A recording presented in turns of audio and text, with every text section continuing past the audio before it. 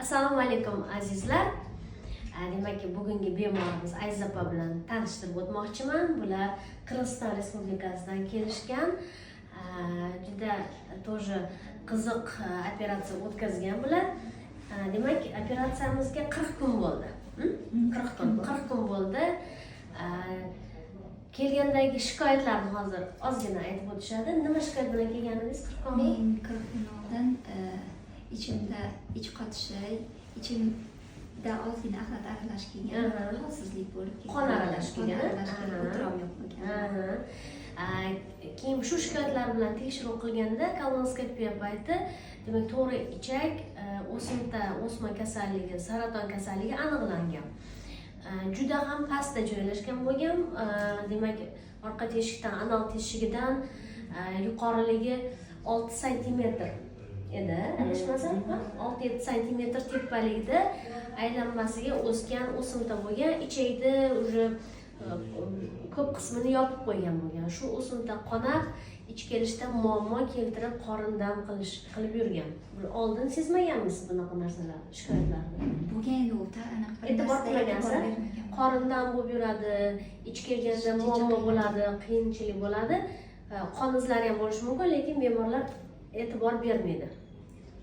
Bularni demak tekshirgandan keyin shu narsa aniqlandi, gistologiya tekshiruvida bu kasallik tasdiqlandi. Bular operatsiya qilmasa bo'lmas edi. Chunki уже ichaklar to'sib qo'yapti, axlat kelishi kerak. Operatsiyani demak biz bitta operatsiya paytida demak ikkita operatsiya o'tkazdik bir vaqt o'zida, ya'ni bu o'simtani laparoskopik usulda, qorin kesilmagan, laparoskopik usulda o'simtani shu ichakni bir qismi bilan olib tashlab birdaniga uladik. Ozgina qolgan ichaklarga bir-biriga ulandi hamda bu ichak bitib olgancha nagruska bo'lmasligi uchun ingichkachidan stoma chiqarib qo'ydik. Ya'ni tashqariga ichak chiqarilgan. U vaqtinchalik chora. Pastdagi ulangan ichak bitib ketgandan keyin yana stoma yopiladi. Hozir mana 40 kun bo'ldi. Qayta tekshiruvda ulangan joyi tekshirdik, juda ham yaxshi bitgan, hech qanaqa muammosiz. Choklar juda qoniqarli, juda yoqdi, yaxshi bitgan. Endi bular albatta onkolog nazoratida davom etadi, turishda kerakli chora-tadbirlar, muolajalar qilinadi. Stomani xohlagan qulay payti yopib qo'ysak bo'laveradi. Уже bular yaxshi. Endi sizni eshitsak, qanaqa qiyinchilik bo'ldi operatsiyadan keyin? Mana katta operatsiya hisoblanadi bu. Laparoskopik usulda bo'lgani uchun menimcha unaqa qiynalmadingiz, to'g'rimi? Deyarli qiynalganim yo'q. Hech qanaqa og'riq bo'lgan yo'q. Operatsiya paytida hech narsani sezganim yo'q. Operatsiyadan keyin o'zim o'yladim, bir ikki kun holsiz bo'lib, bir yer og'riq desam, hech qanaqa og'riq, hech qanaqa bir holsizlik sezganim yo'q. Alhamdulillah. Sizlarga katta rahmat, joninglar sog' bo'lsin. Sog' bo'ling. Haqiqatan nima deydi? Oltin qo'llar degan. Rahmat, sog' bo'ling. Birga turib ketdik. Rahmat katta. Shu yerga kelganimdan bilmayman, birinchi bor internetda ko'rib, Siz ham internetda ko'rgansiz? ko'rib keldim. Kechaga bormayman, только shu qizga boraman deb videolaringizni ko'rdim, qilgan bari nima muolajalaringizni ko'rib chiqib, nimagadir shu yoqqa tortdi. Ko'ngil tortdi. Ko'ngil tortdi. Kelishimda hech qanaqa qo'rquv bo'lmadi. O'zim bilyapman, lekin kasalligimni. Lekin hech qanaqa qo'rquv yo'q, ishonchim pozitiv. Keldim, tashqi kayfiyatda keldim. Sizni ko'rdim, sizni ko'rganingizni eshitib qo'ygan. Hech qanaqa nima bo'lmadi. Kelishimdan hammaga rahmat. Shu yerdagi kirgachdan boshlab hamma shu yerdagi xodimlar chiroyli muomalada bo'lishdi. Avvalambor juda ham rahmat sizlarga.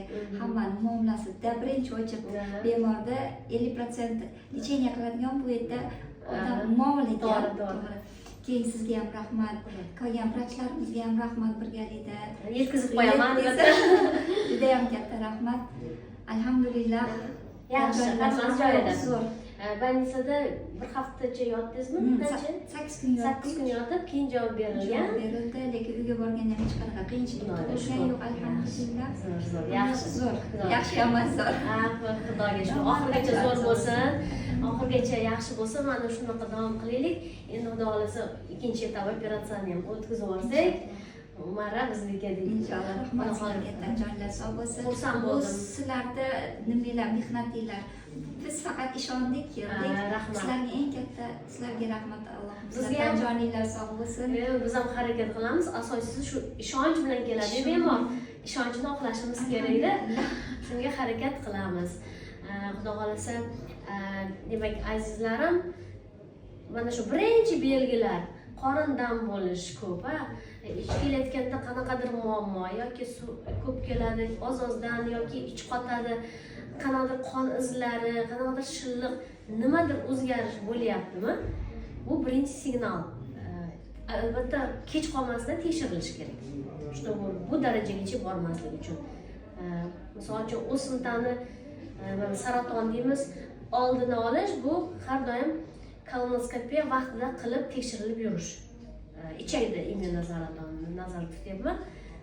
Oldini olish, polip, adenomalarni erta aniqlash. Shuning uchun albatta hech qanaqa shikoyat bo'lmasa 30 yoshdan keyin, 30-35 yoshdan keyin bemalol qo'rqmasdan profilaktika uchun tekshiriling. Sizga maslahat. Rahmat. Mayli, sog' salomat bo'linglar. Yana ko'rishguncha. Rahmat sizga.